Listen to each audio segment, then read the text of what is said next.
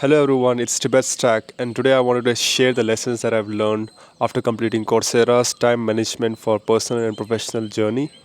And I'm going to share you five lessons that are very important and which I learned and I wanted to share with you. So, first of all, during my first year of orientation, we had a motivational guest speaker who came and gave a very good speech about how to be successful in life. Right, there are three things that he said which stuck with me to this day. To this day, to this day. First one is that although he is a very successful professional, he did a course on Udacity on time management. So that showed me the dedication to learning even after a successful tenure at IT company. And second of all is that he was talking about setting a goal, right? How do you set goals?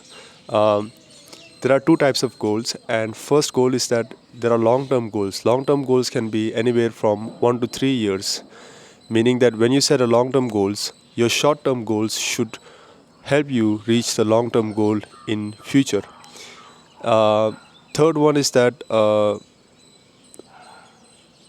delayed gratification. So when you have a list of unimportant tasks, the only tip tip and trick is to delay that unimportant task to later.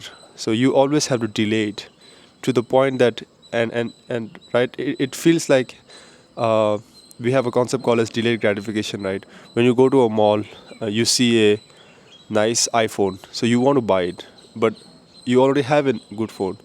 So although it is a want, not a need, you want to buy it at that very instant, and you just delay it further. Say that okay, next time when I come to the mall, I'm gonna buy this iPhone, and in that way, you actually delay it to the point that you never buy it.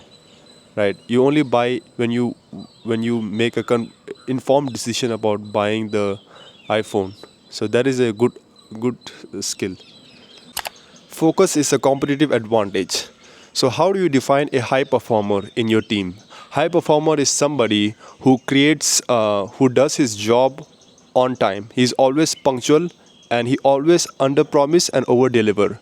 Second metric, uh, high performer is somebody who does his work with very less errors, and he is somebody who avoids distraction and focuses solely on his mission to succeed, mission to complete the tasks. And how can you actually avoid distraction is by four ways. First one, you can create a structured to-do list and stick to them. And second one is you can hide your phone. Third one, use productivity apps. Fourth one, you can determine your most productive time of the day. It could be early morning for somebody, it could be post lunch, it could be during midnight. So that depends on person to person. And you just have to determine your most productive time of the day and implement your tasks during that day. Second point, multitasking is madness. Professor Leroy Sophie of University of Minnesota, who is a business professor, explains about the switching cost. So when you do a task A and you directly switch from task A to task B, and so let's say you are doing a task A, you haven't completed the task A, but you have moved to doing task B. Now, the time lost during the transitioning from task A to task B is a switching cost. And there is something also she goes on to explain about uh, the attention residue. So, even if you have done task A and wholly not completed the task A, and you move on to task B, you still think about task A. There is some residue for some time about you, even if you are doing task B, you still think about a little bit about task A. So that is the attention residue. Overcoming distraction. Udemy did a survey of people going to office, and they found that 80% of the people feel that talkative coworkers are the number one distraction that they face in office environment. And the second reason is office noise, which amounts to 70%. Then it is meetings, which accounts to 60%. Social media, 56%. Author Nir Eyal of Indistractable, How to Control Your Attention and Choose Your Life, gives solution to each one of these problems. And he goes on to explain that if you feel that talkative co-workers are the number one distraction, you can cut some gossips. There is no way in the world that you can completely cut off the gossip, because you need their interactions, you need their help, you need to interact as a good employee, right? And second thing is that the solution to office noise is that you can use some noise cancelling headphones. And social media, you can set specific times of the day for social media, and during that time you can only access the social media, and other times of the day you should be disciplined enough that you should not use social media in your office, right? Fourth point, productive versus work. Say it's a typical afternoon at a office, and Sam goes to office and he has lunch at 1 p.m. Now Sam has to give the financial report to his manager at 3 p.m. and status report at 5 p.m. Right? Sam estimates that the financial report can be done in 2 hours and status report can be done in half hours. So Sam goes to lunch, and when he comes back to his desk, he finds an email saying that, "Hey Sam, there is a number mismatch in the report that you presented earlier Thursday, and VP of the company was asking for it, and you can do it in the next week." But Sam goes through the numbers and he tries to fix it immediately. He goes through the Excel sheet that was given in the attachment.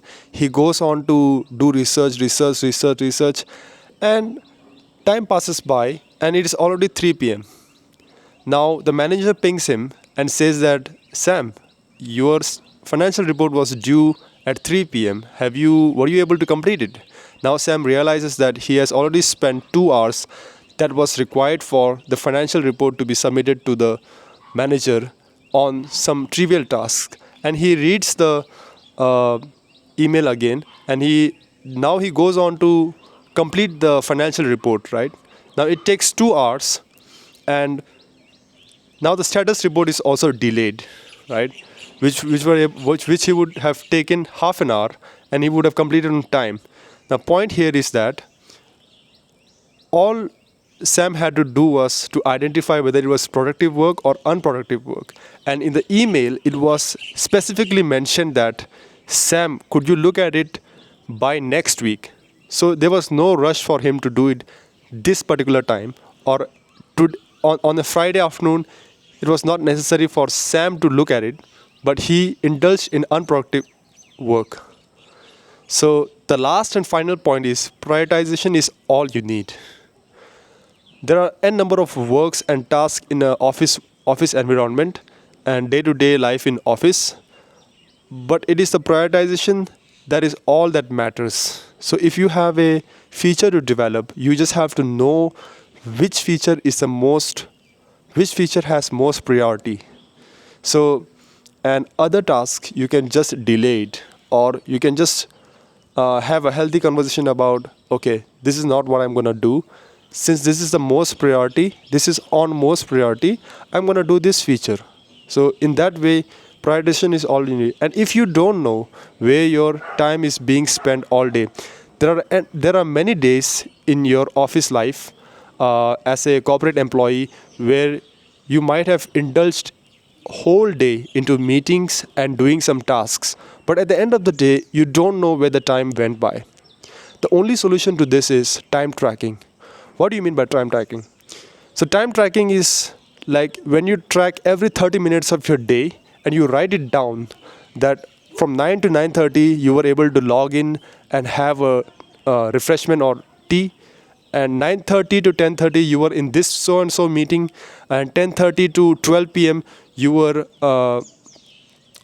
in the technical discussion about a project. So when you write down all the time tracking, you really get an idea about where your time has actually gone. So this is the only remedy to the people who don't know where their time went. So with these 5 points, I hope that you all really take something from it. And I really learned, what I really liked about the Coursera course is that other than just the video lectures, there were a lot of reading materials that they provided, and which I went through diligently uh, over the course of time. And it was 9 hours course, but with readings and all the reading material, it took way more than 9 hours. So I would really like you to take any value that you find here and actually apply it, because there is no point in learning something and not applying it. Okay, there is a virtue in learning, but it will be way more effective if you just apply your learnings. Okay, thank you so much, and comment down your favorite lesson that you have learned, and share me your time management productivity hacks and tips and tricks, which are always welcome in my comment section. Hit like, share, subscribe.